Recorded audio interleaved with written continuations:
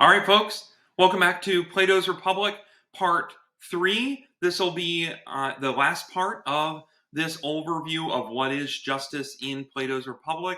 And today we're going to get into one of the most important charts that will be very helpful for understanding Plato's Republic and basically Plato's Republic at a glance. So we've been talking about what is justice and an overview of the Republic in the 10 different books, and I've been pointing out what is justice and how does one mind one's own business, both externally and internally.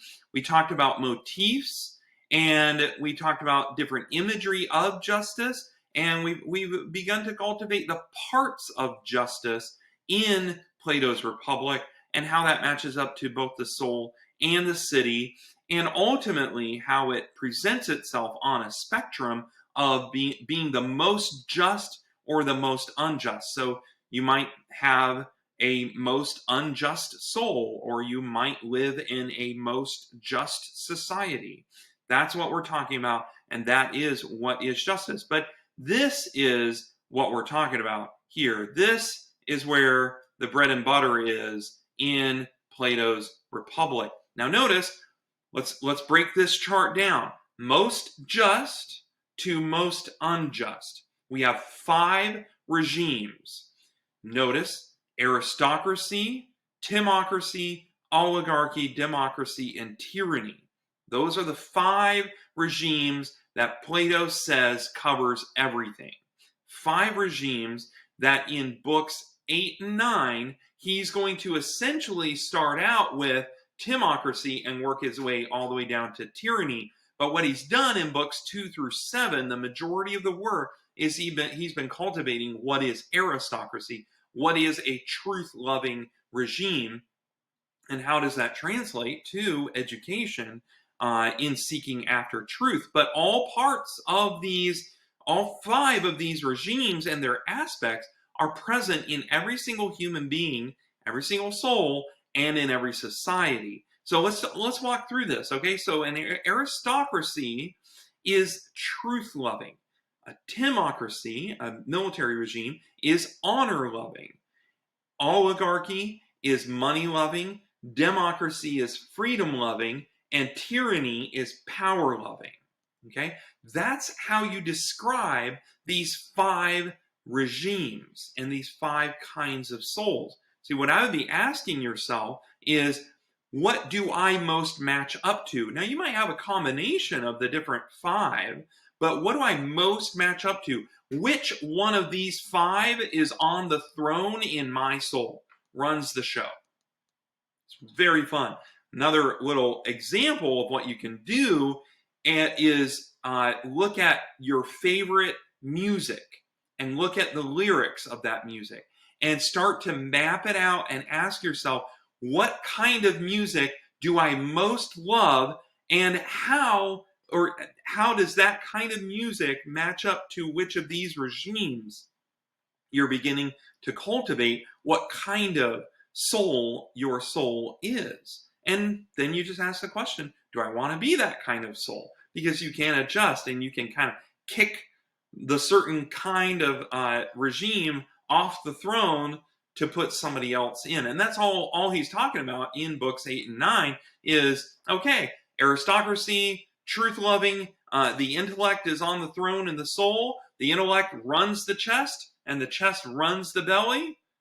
Guess what? Sometimes the chest kicks the head off the throne and runs the soul himself, subjugates the head, right? So now we have an aristocracy. Then maybe the next lowest one, the money-loving part of the soul, kicks the timocracy off the throne. And then you get an oligarchy, right? So these are the concepts and imagery that he's talking about all the way through Plato's Republic, but primarily he's talking about this in books 8 and 9, and it's beautiful because he just walks through it successively, and he does it in a way not only philosophically and politically, but he also does it as if they are fathers of each other. So if Socrates maybe had a son. Well, that son grows up to be kind of like an Eisenhower, and then Eisenhower's son grows up to be kind of like a Jeff Bezos, and then Jeff Bezos' son grows up to be kind of like a Jaden Smith, and then Jaden Smith's son grows up to be kind of like a Hitler. These are just random examples, but to put flesh on them, if you will, of if you have a generation of 5 people, from the father has a son, grows up and has a child grows up, has another child grows up and has another child.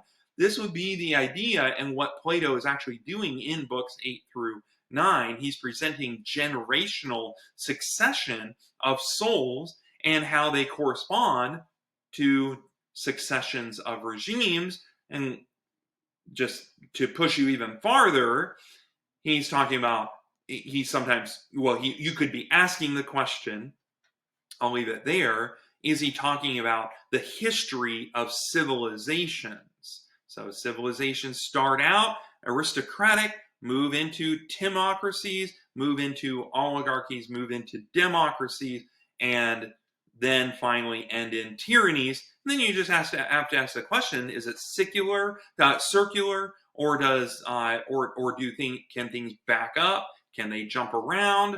It's very, very curious, but this is what he's doing in Plato's Republic. All right, so we covered kind of the first 3, but in terms of the Socrates line, in terms of the human being line there and how they match up, that's if you're thinking of this regime in a soul embodied, that's who you would have. So you would have Socrates as an embodiment of an aristocratic soul. A timocratic soul, you might have an Eisenhower, a general, right? A money-loving soul, you might have a Jeff Bezos, right? Richest man in the world. I don't know if he is right now or not, but an example, right, of a very, very rich man, right? Democratic soul, Jaden Smith, son of Will Smith, right? Just maybe a freedom-loving person, right? What does this mean? And then a tyrant. You know, it's an easy example to talk Hitler, but there's a million other tyrants. I mean, communism has known a million tyrants the world over. You can talk about the toddler as a tyrant, right? The bully as a tyrant, we've mentioned before. But these are examples of tyrants, right? And how they have certain kinds of souls, and that's what Plato is talking about here. Now, countries. What would be examples of countries with these kinds of regimes of what Plato is talking about? Again, these are examples. I'm trying to present examples of like modern day or known examples that would match up to what Plato is talking about. Plato does not talk about Eisenhower or Japan. I'm the one presenting that, so don't put those in Plato's mouth. Just use it. This is just a helpful soul versus city, soul, person versus country way of thinking of these regimes and the decline or rise of justice in Plato's Republic. So you have the UK as an example of a truth-loving regime with some of the greatest universities the world has ever known, Oxford and Cambridge, and the list goes on, right? Honor-loving regime where you have Japan, right, where everyone falls on their swords if they're going to lose their honor. Saudi Arabia, just really, really rich, really, really wealthy, and wealth driving the nation. Freedom-loving nation, Hong Kong, or a power-loving nation, Germany, right? Now, once again, we're getting into the parts of the regime or parts of the soul and how Plato arranges them. You have the head, the chest, and the belly. And remember, the belly has 3 parts and they are built on each other. So you have intentionally 3 levels of the belly. First is the money-loving, the epithumia, and then you have the freedom-loving, and then you have the eros-loving or the power-loving part. And in Greek, most of the time they're just called epithumia, or every now and then you get eros. But then in general, a good word for talking about the belly is the desiring part of the belly. So, and another way of thinking about it would be the gain loving part of the belly. So if you just love to gain things, well, you might be a certain part of your belly or certain part of your soul is loving to gain things. That's a important concept and psychological understanding to know about yourself. All right, that is the decline of regimes, and that is overall, I would argue, in Plato's Republic, books 2 through 9, the core of Plato's argument is this. He is presenting what is justice. It is minding one's own business, and this is the best form of justice, and this is the worst form of justice. Okay? Now, when you get justice in a soul or in other little societies, this is what you have. Okay, you have an upright soul, the most just soul. It's called a well-ordered soul, where you have the intellect on the top, then the chest, and then the appetites. Now, if you invert that, as in the case of tyranny, the tyrant runs all the rest of the people, the freedom-loving people, and the oligarchs, and subjugates the soldiers. Typically, he's paying soldiers. They're not consenting soldiers. They're mercenaries. And then he's obviously the worst people in society that you could ever have in a tyrannical society is a truth-loving person, a philosopher. Now, all right. That is what there we go. My mouse tweaked out again. So let's go back to our chart.